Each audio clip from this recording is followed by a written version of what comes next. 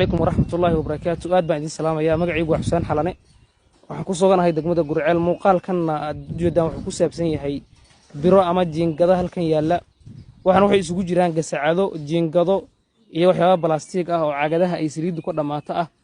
waxaana alaabtan meesha isugu keenay oo xitaa ay ku jiraan siliga guryaha la galiyo waxa magaaladii ka guraya birahaas qaran ku leeyahay niman Ethiopiana oo gaar gacmo wata oo intaan miisaanta geynaya warshadaha birta Ethiopia jiingadaha sameeyo iyo waxyaabaha kale ee biraha ama maarta ama macdanta laga sameeyo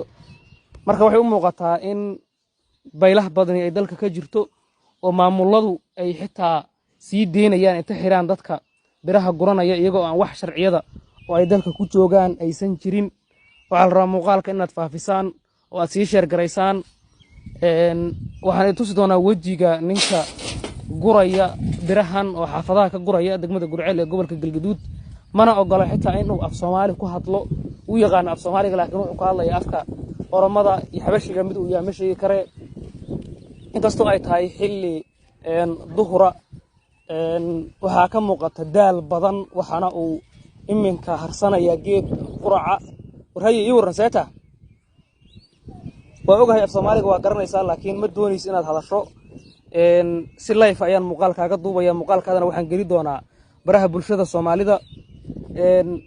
maamulku bay idin ogol yahay baraha gurtiin halo way maqashaa waxay kadib gabdha ayuu la hadlayay oo ii sheegay wuxuuna u sheegay gabdhahan in birahan aniga hadda way la hadli diiday laakiin gabdha uu la hadlay ayaa ii sheegay in uu biraha kan inta qaado Ethiopia la geynayo kadibna laga soo sameeynayo jiingado waxa la rabaa in laga digtoonaado waxyaabaha noocana maamulada ka jira magaalooyinkana waxay noqdeen kuwa ku eg in ay mushaarkooda dhacsadaan